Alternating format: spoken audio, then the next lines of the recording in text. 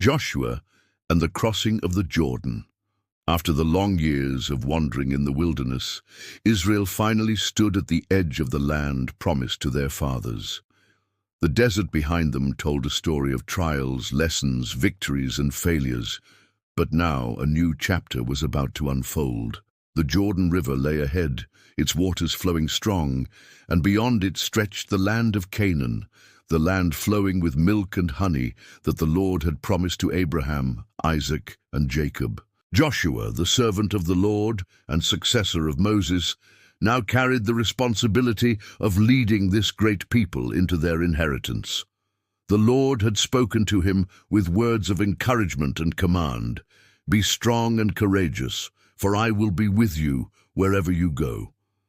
Those words echoed in his heart as he gazed upon the Jordan, a boundary that separated Israel from its destiny. The people camped at Shittim, waiting for the direction of their leader. Joshua rose early and called the officers of the tribes to instruct them. They were to prepare provisions, for within 3 days they would cross the Jordan and take possession of the land that the Lord was giving them. Excitement filled the camp, mixed with fear of the unknown. Generations had dreamed of this moment, and now it was at hand. Joshua reminded the tribes of Reuben, Gad, and half of Manasseh of their promise to go ahead of their brothers armed for battle, though their inheritance was on the east side of the Jordan. They responded with loyalty, pledging their obedience and declaring, "Only may the Lord your God be with you as he was with Moses."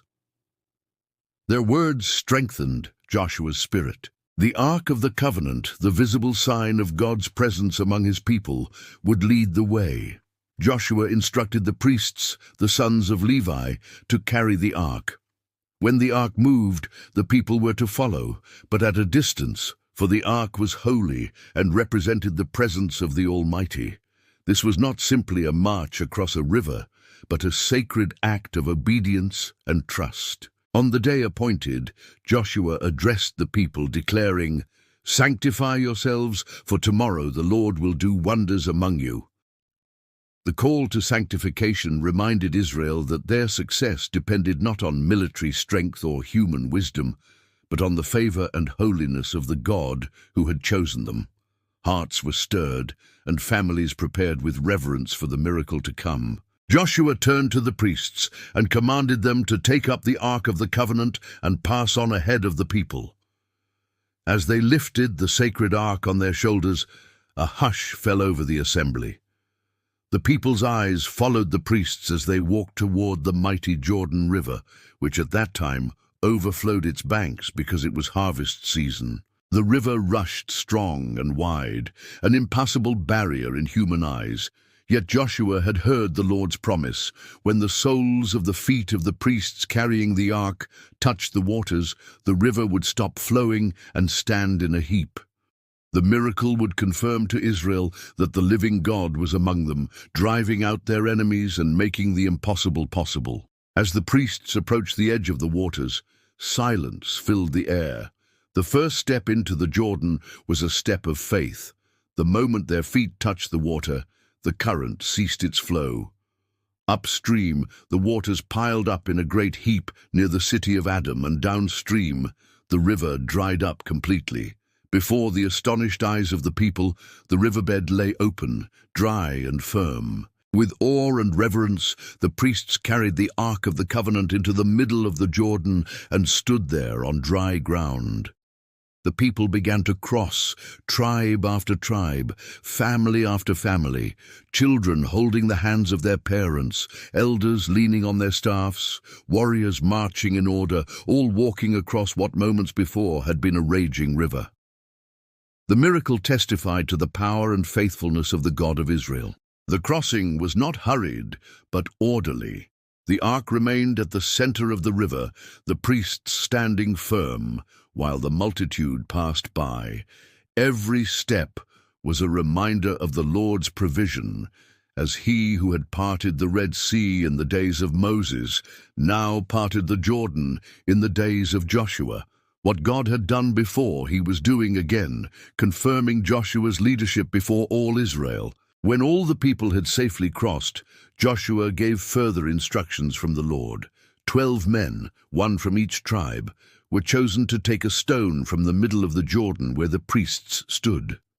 These stones would become a memorial, a testimony for future generations that the waters of the Jordan had been cut off before the ark of the covenant of the Lord. The 12 men obeyed, lifting heavy stones upon their shoulders, carrying them to the place where Israel would camp that night at Gilgal.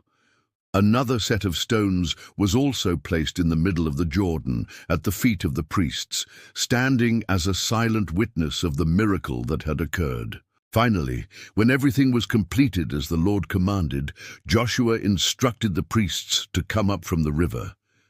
The moment their feet touched the dry ground on the other side, the waters of the Jordan returned to their place, flowing as before and overflowing its banks. The miracle was sealed, and the people stood in awe at what the Lord had done. That day, the Lord exalted Joshua in the eyes of all Israel. The people revered him just as they had revered Moses, recognizing that God was with him. The crossing of the Jordan became a defining moment, marking the transition from wandering to possession, from promise to fulfillment. At Gilgal, Joshua set up the 12 stones taken from the river. He declared to the people that when future generations asked their fathers, "What do these stones mean?" they would tell them how the waters of the Jordan were cut off before the ark of the Lord. The stones were to be a perpetual memorial, teaching children and children's children about the power and faithfulness of God. That night, as the camp settled at Gilgal, the people reflected on what had taken place. The impossible had happened before their eyes. Their hearts swelled with gratitude and reverence. They knew that the God who had brought them out of Egypt and sustained them in the wilderness was the same God who now brought them into the land of promise. The surrounding nations heard of the miracle and were filled with fear.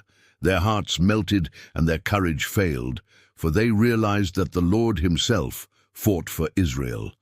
The crossing of the Jordan was not only a physical passage, but a declaration to the world that the God of Israel reigned supreme. The journey had only begun, for battles lay ahead. Cities were to be conquered, and the land was to be possessed. But the crossing of the Jordan gave Israel the assurance that the Lord was with them, that his promises were sure, and that no obstacle was too great when he went before them. The people of Israel carried with them not only stones of remembrance, but hearts strengthened by faith. The memory of the Jordan's parted waters would inspire them in days of struggle, reminding them that the God who made a way through the river would continue to guide and deliver them. Joshua, standing among the people, lifted his eyes toward the heavens. He knew that the task ahead was immense, but he also knew that the Lord who had spoken to him would never fail. The miracle of the Jordan was both a beginning and a promise that the God of Israel was leading them into victory. Generations later, the story would still be told. Parents would point to the stones at Gilgal and recount how the waters stopped, how their ancestors crossed on dry ground, and how the Lord had shown his mighty hand. The story would live on as a testimony of God's faithfulness and a call to trust him in every generation. The crossing of the Jordan is more than history. It is a symbol of faith, obedience, and the power of God to make a way where there is no way. It speaks of transitions, of moving from the old into the new, of leaving behind wandering and entering into promise. It is a story that continues to inspire, reminding all who hear it that the living God is able to do wonders. The journey of Israel into the Promised Land began with this miracle, but the message endures. When God leads, the waters part, and his people walk forward in victory.